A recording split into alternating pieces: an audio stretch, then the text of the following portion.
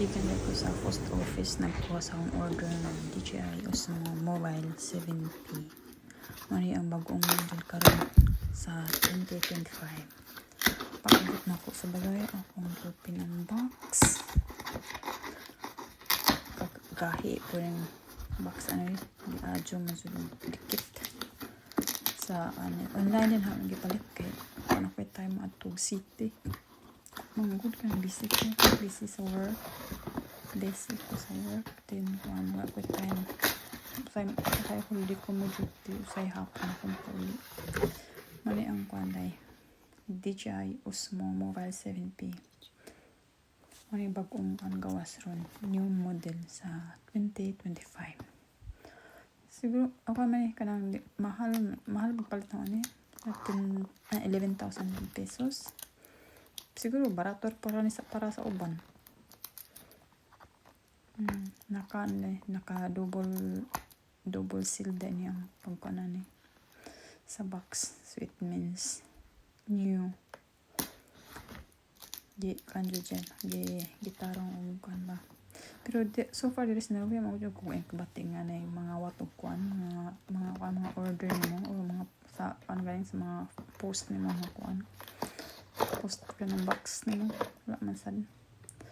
Ang DJI Osmo nakakampo na siya nakabutang sa bag na itong napos siya pataban na kuhan booklet or instruction booklet mo sa paggamit. Mao ni ang hitsura sa DJI Osmo 7P. Wala murag dark gray or black mga ang color. Pwede man na may mapalit ng mga light gray, pero akong gipili ning dark gray ang color kay murag dili klaro ang kumahugo ba dili klaro. Ano siya? Itsura. Napoday lock ani sa front side. Kung i-open mo ang lock niya, automatic siya mo open or mo start. Kinahanglan pa ni og kuan kanang sana. Kinahanglan pa ni mo og kuan kanang i-connect sa Bluetooth nimo sa cellphone.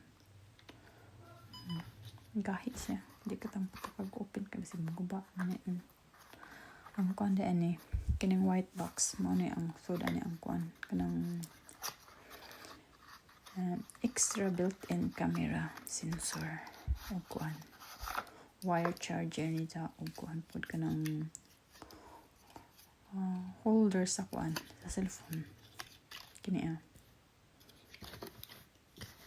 may holder sa cellphone kuan na siya na magnetic na ni siya kanang modikit ra ba na magnet on both sides niya kana diha og sa kuan sa pikas pod magnetic siya modikit ra idikit ra nimo yung gamito nimo sa kuan makay mamanay mo ang holder sa mamanay holder sa cellphone o mag-kuan ka mag video ka then mo na po na ang kuan built-in extra camera sensor sa imong kuan sa Osmo kini i-connect ni sa na may wire ani i-connect ni sa kuan sa imong cellphone o kana sa camera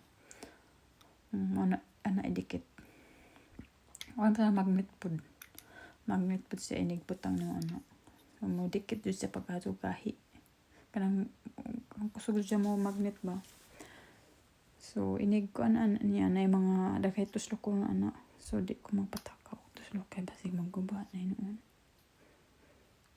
inig ko na ni dapat na ako matan-aw na sa YouTube kung sa ba tutorial ani sa YouTube naman sa YouTube tutorial sa paggamit. Akong i-try og open ba ang niya extra tripod niya gahi man next time na lang siguro na ako i-open kadi ang gahi din siya so kana din holder ana sa cellphone adjustable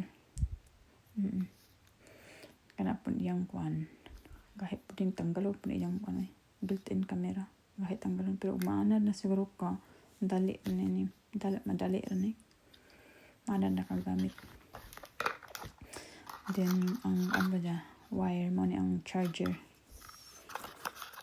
niya USB ang kanya ang kanya connection ani niya sa wire saksakanan. USB ang saksakanan niya. Kani i-connect ra ni sa kuan sa kanang sa camera o ang pikas ato sa i-connect sa cellphone. Kay inig start nimo og kuan kay inig mag video na ganing ka. Ang cellphone may gamito nimo. Ang kaning built-in camera ko ano siya extra nito kanang mo on ba og kanang mo clear ang imong pag video or kanang dili blurred ganing.